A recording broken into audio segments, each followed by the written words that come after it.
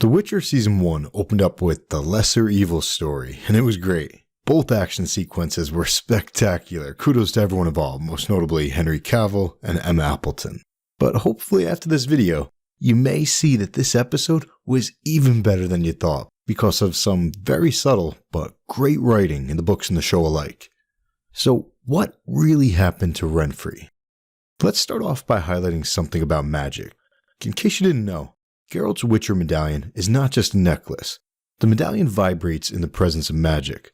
So Geralt knew that Renfri was not a normal human because his medallion vibrated at times. In the show, that's why we see him grab it here.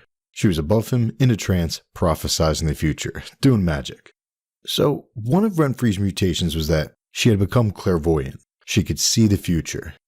Renfri saw the small folk throwing stones at Geralt and branding him a butcher. And in the show adaptation, Renfri also foresaw Ciri, the girl in the woods, Geralt's destiny. But here's the cool part. Renfri foresaw one other thing. It's subtle in the books, and it's very subtle in the show, if you choose to see it this way. Check this out. Renfri foresaw her own death. Here's the evidence.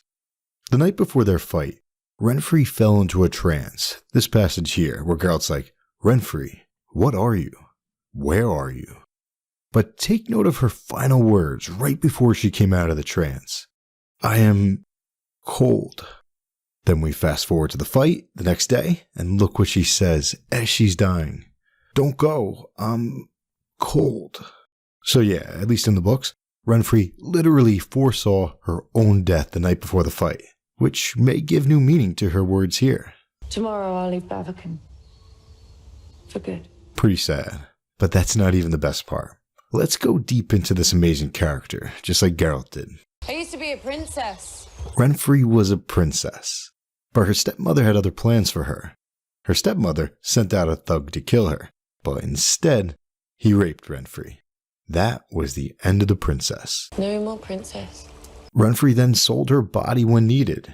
She stole rather than starve, and she Killed rather than be killed. She was doing this all while her stepmother and Stregobor were on her heels with their poisons and assassins and spells. They hunted Renfri as long as they could until Renfri became the hunter. On Renfri's final hunt, she met Geralt and they made love. It's worth noting, she wore cambric. Quote, is this cambric? Of course it is, damn it. Am I a princess or not? We'll get back to that. So Geralt and Renfri made love, the horizontal dance. But unfortunately, they danced again the following day, and their second dance was to the sad Steel Song, because Renfri had already made her choice a long time ago. If we cross swords, I won't be able to stop. This would be her final hunt. But here's the silver lining. Some extra color from the books. This is pretty cool. As Renfri bled out, she said, Geralt, hold me. And he did, until she went still. After she went still, Geralt realized that Renfri had been hiding a fine dagger beneath her body, a dagger that was meant for him. So in the end, Renfri could not choose to move on. She could not get past her lust for revenge. I am what I am, she said, implying that she was the monster that Stregobor had said she was. But oh no, Renfri was wrong. Because Renfri did make a choice. In her final moments of the book version, Renfri chose to not kill Geralt, and in doing so, she proved that she was not a monster. The show gave a nice nod to this by having her let Marilka go free, unharmed. I used to be a princess. So Renfri began her life as a princess, and then she was raped. No more princess. Renfri was the hunted, and then she was the hunter.